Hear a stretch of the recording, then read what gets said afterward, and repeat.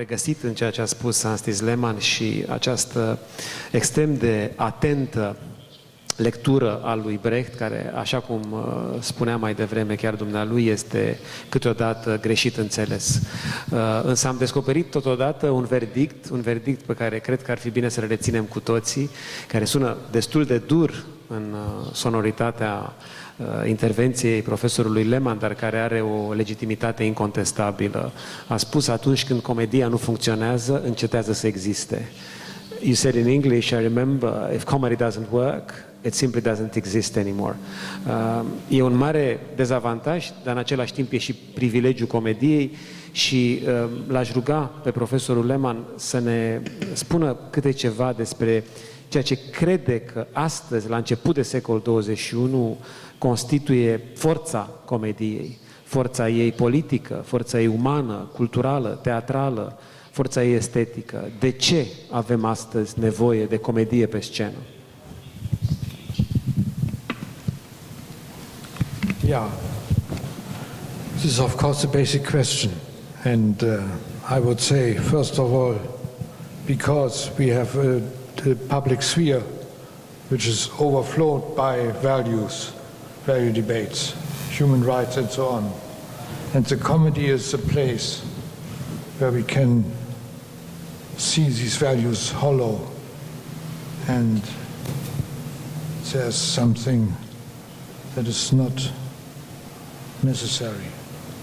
And I mean, to go back to the Greek situation once more, in Hegel it's interesting that he starts the ending of art, the comic aspect, already with Homer, because he says the Homeric gods, their seriousness, that's all nonsense because the humans do it. What the humans do is exactly, it's also superfluous because it's the gods arrange it. So everything is really without a deeper meaning. And I think today I call this nihilistic atmosphere. I think it's very important in comedy that you can see in comedy everything debased, everything criticized, everything denounced.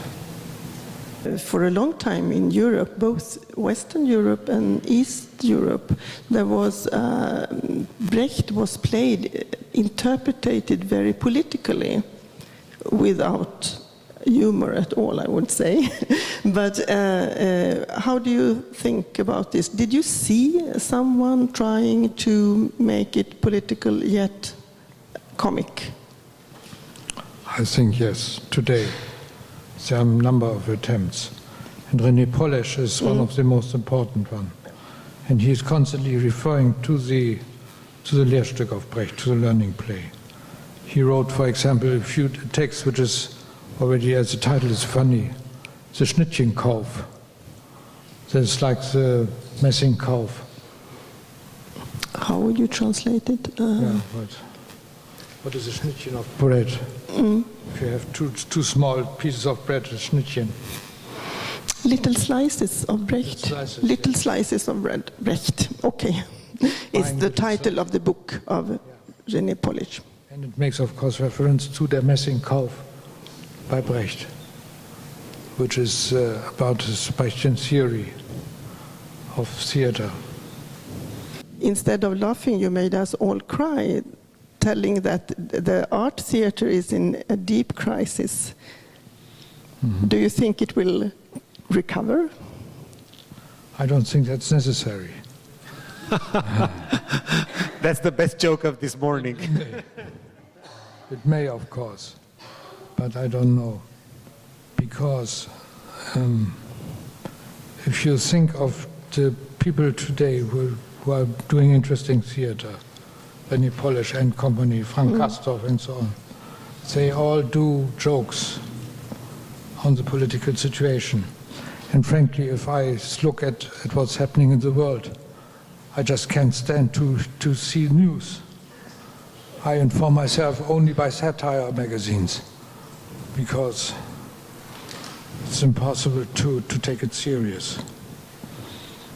it looks like comics already in reality, doesn't it?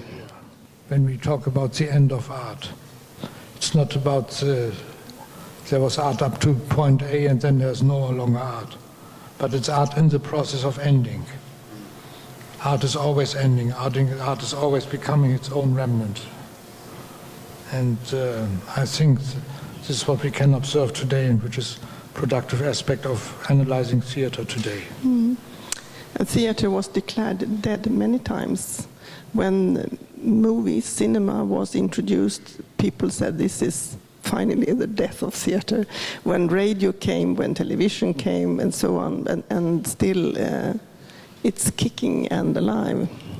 Like photography with painting and so on. Yes, yes. Always the same. Photo became an art.